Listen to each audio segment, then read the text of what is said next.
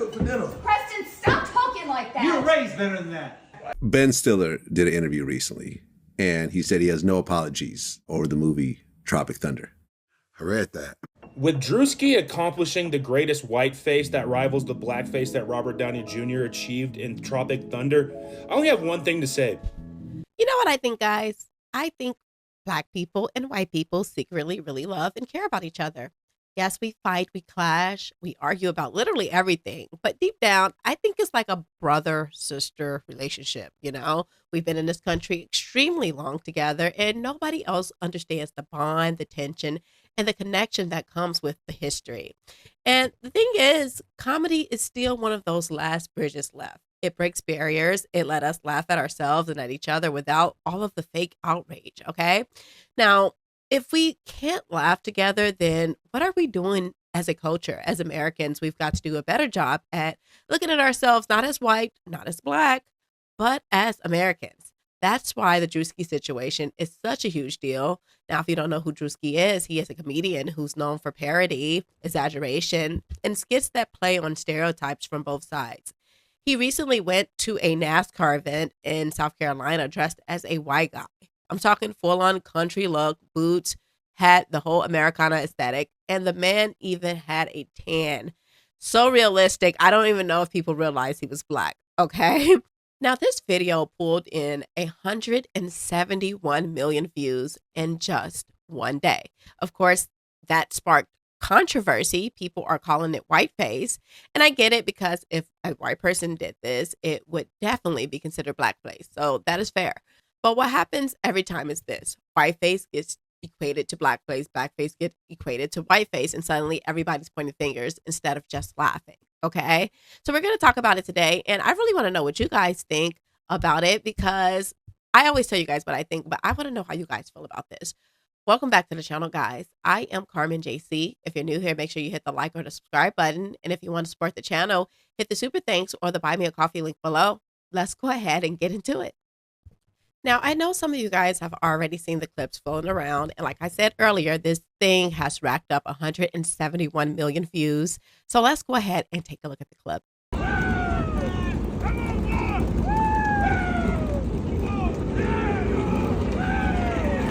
Here's the love.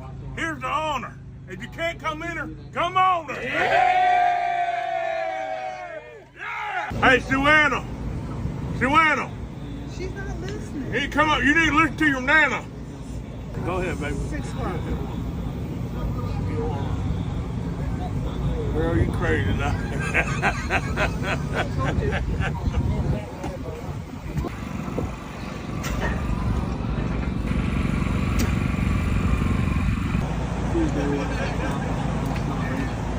Hey, me Ma.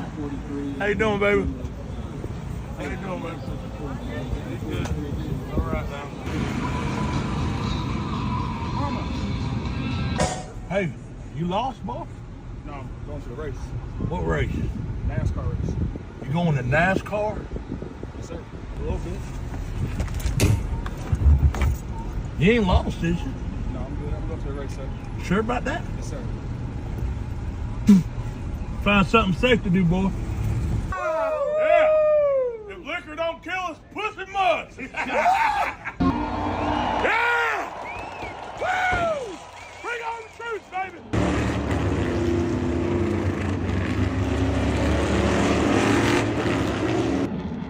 Damn right. Proud to be American.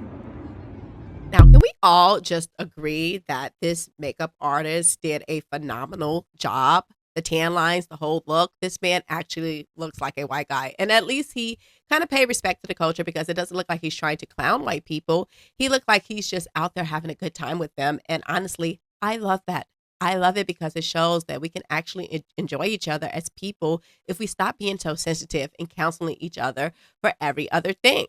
Now, to be clear, this is not the first time Druski has done this. He has done this before. The difference is this time it hit way more timelines because it looked so much more realistic, and it was so much more relatable.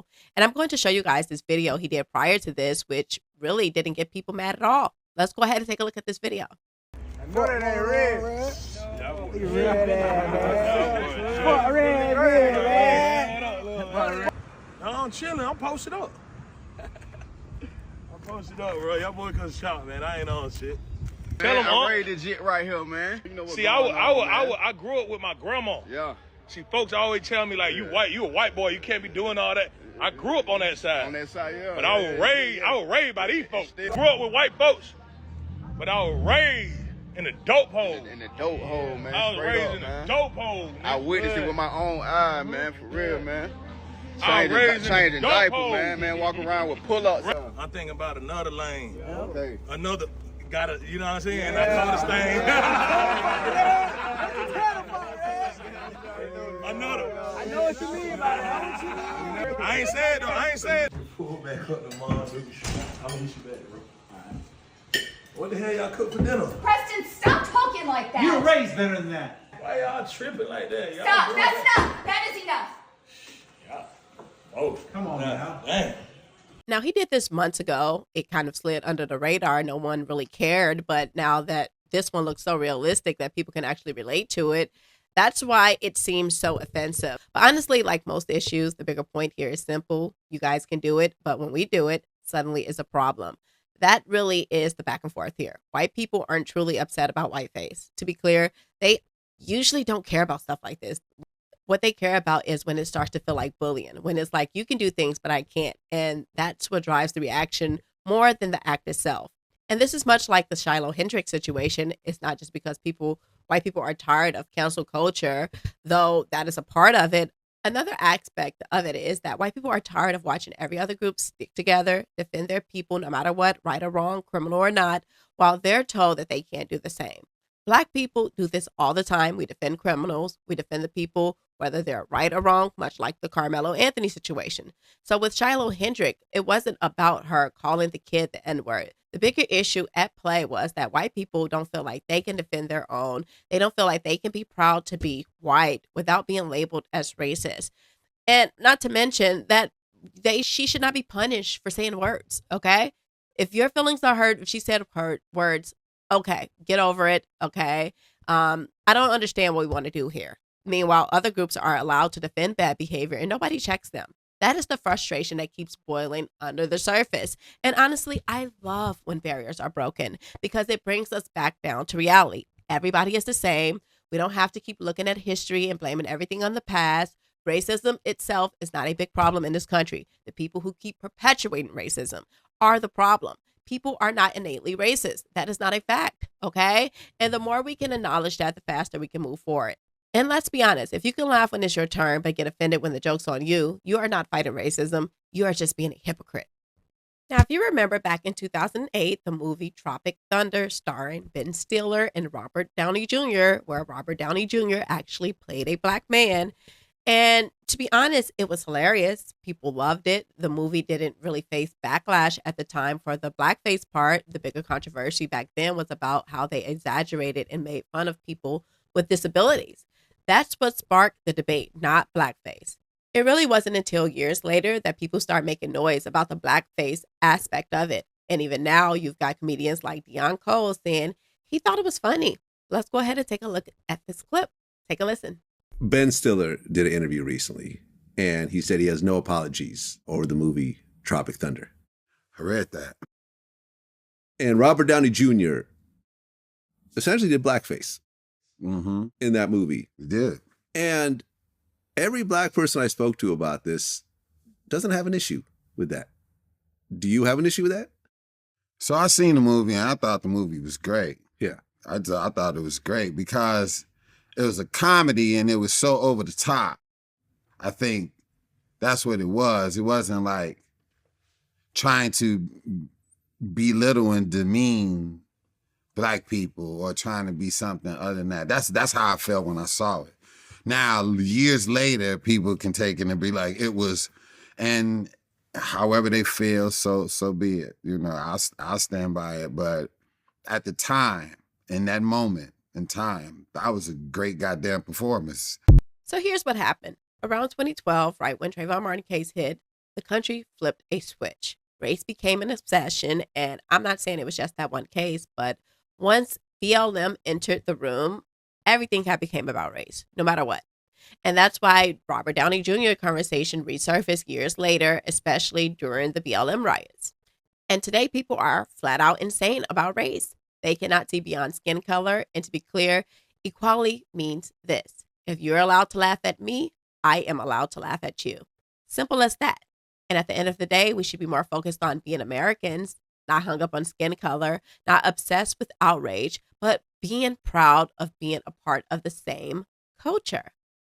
So with all the controversy around Drewski dressing up as this white Southern guy, it's funny because Theo Von, who is actually a white Southern comedian, comes out and tweets this. He literally says, "Wow, anyone do hair and makeup? Hit my DMs. I feel like a Jerry curl is coming on." Now, here's the thing. When Drewski does the white face, people find it funny, and it should be the same thing when Theo Von does it.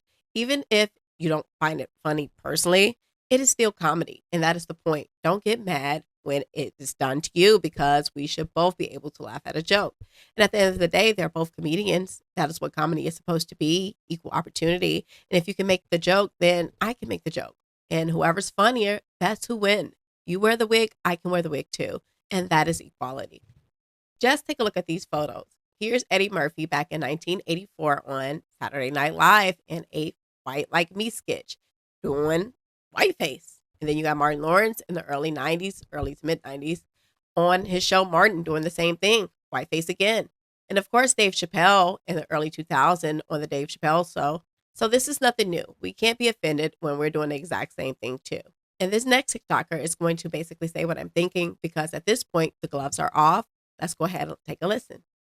With Drewski accomplishing the greatest whiteface that rivals the blackface that Robert Downey Jr. achieved in Tropic Thunder, I only have one thing to say. All hands are off. Blackface, yellow face, Italian face. It's all open now. He demolished the barriers. The glass ceiling is gone. Let's start cosplaying as different races. I will now be Vietnamese in 2 weeks. I think what we need to learn from this is we have to learn to laugh more. And that's what I want you to take from this episode. Learn to laugh more, because, yeah, people can get offended. Let them. People can call you racist. People can say whatever they want about you. Let them. At the end of the day, comedy only works if we can laugh at ourselves and at each other. Otherwise, we're not protecting comedy. We are destroying it. So here's where I land on all this. Comedy has always been one of the last places where truth and culture actually meets. Whether it's Eddie Murphy back in the 80s, Robert Downey Jr. in Tropic Thunder, or Druski today. The whole point is to laugh. The minute we turn everything into outrage and fake offense, we kill comedy. And when we kill comedy, we kill one of the last bridges between us as Americans. Now, to be clear, if it is okay for one side, it has to be okay for the other. If Druski can dress up like a Southern white guy, then Theo Von can crack a joke about a Jerry curl, or better yet, he can dress as a black guy wearing a Jerry curl. That is what equality looks like. Equal opportunity humor. One-sided comedy isn't comedy at all. It is propaganda. And I'm not willing to lose that. Not to mention, America has always thrived on laughing through pain, laughing through struggle, and laughing at ourselves. If we let that go, we're letting the outrage mob rewrite what it is, or what it even means to be American. So laugh more. Stop taking everything so seriously. Be willing to get joked on and keep it moving. Because this fight isn't about comedy. It is about culture. All right, guys, I'm going to get into some of you guys' comments. Rick Marsh says, "You, young lady, are a national treasure." Thank you, Rick Marsh, and thank you for always supporting the channel. D. Reeves says, "Carmen, many of these Hispanic illegal aliens are extremely discriminative of Black people. I don't understand how many Black people don't see it. When they move into human resources in companies, they blatantly disregard Black people in the hiring process. And it's not really just the illegals, it's the Hispanic culture in general. If that continues, it's going to be a problem for the working class Black people. And it's happening all over the country. Keep up your good work, Carmen. You are the voice of reason. God bless you. By the way, can I put in a bid to take you to dinner too?" D. Reeves, I think you are right. I think that, Hispanics are outpacing Black Americans, and some Black Americans don't seem to understand how big of a problem that is for us, because we're going to be at the bottom of the food chain. Well, we're already at the bottom of the food chain, and they're replacing us at an alarming rate, and they're coming into this country illegally. They shouldn't even be here, and that is what bothers me the most. And they're willing to work for lower wages, and that is just not okay. Black people need to wake up and realize who is doing it to you because it is not the Republicans at this point. It is the Democrats. Highway Zay says, I am a truck driver and love watching your content while traveling. I see you and I have the same views on life, and I can tell you want to see other people do better like I do. Your voice, your beauty, and your intelligence are so attractive. I can listen to you speak all day, every day. Here's a coffee to keep you going, beautiful. Thank you so much, Highway Say. I really appreciate you. And make sure you're safe while you're driving. I don't want to cause any accidents, okay? Let's see. Quindy Eskimo says, I can see and feel that you feel strongly about the Chicago situation. Speak on it. Yeah, I am actually very passionate about it, considering that is my hometown. And I just really, really want more people to wake up because I know there's a lot of really good people out here, but they are poisoned by the system. And it's just so unfortunate. KDB for you says, thanks. Thank you, KDB for you. JJ says, thanks. Thank you, JJ. I really appreciate you, JJ. Let's see if we have something else. Howard says, keep up the great messaging, Carmen. Everyone needs to hear you. Thank you so much, Howard. Gary Jackson, he doesn't say anything, but I still appreciate you, Gary Jackson. And I appreciate each and every one of you guys. You guys are beyond amazing. And I just appreciate you guys being on this journey with me. I am Carmen JC. Thank you so much for supporting the channel. If you like this episode, make sure you hit the like or the subscribe button. And if you want to support my work directly, hit the super thanks or the buy me a coffee link below. I love you guys so much and I appreciate you guys. And I will see you guys next time. Conscious culture, we awaken and we learn. Fire in our spirits, watch the system as it burns. Question every lesson, let the real truth return. We break the mold, and now it's our turn.